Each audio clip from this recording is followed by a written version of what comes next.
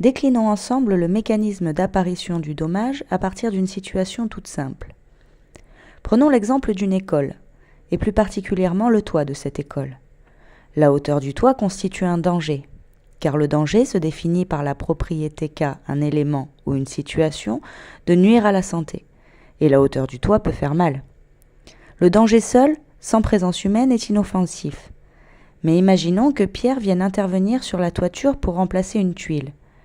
Il s'expose alors à un risque, celui de chuter. On dira alors que Pierre se trouve dans une situation dangereuse.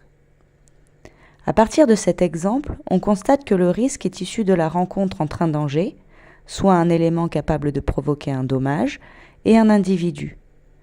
Si dans une situation dangereuse, un événement dangereux se produit, une glissade par exemple, il provoquera un accident qui lui causera un dommage.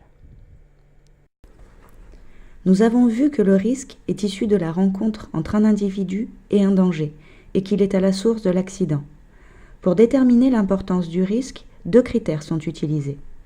D'abord, la fréquence d'exposition au danger. Plus un individu sera exposé longtemps ou souvent à un danger, plus le risque sera important. Puis, la gravité du dommage. Plus le danger sera capable d'infliger un dommage grave, plus le risque sera important. C'est à partir de la conjugaison de ces 2 critères que l'on évalue un risque professionnel. En synthèse, nous avons vu que le risque naît de la rencontre entre un individu et un danger. La présence du risque place alors l'individu dans une situation dangereuse. Nous avons vu aussi que l'importance du risque est fonction de la fréquence d'exposition au danger et de la gravité du dommage qui est susceptible de produire le danger. Lorsque l'événement dangereux se produit, celui-ci provoque l'accident et un dommage.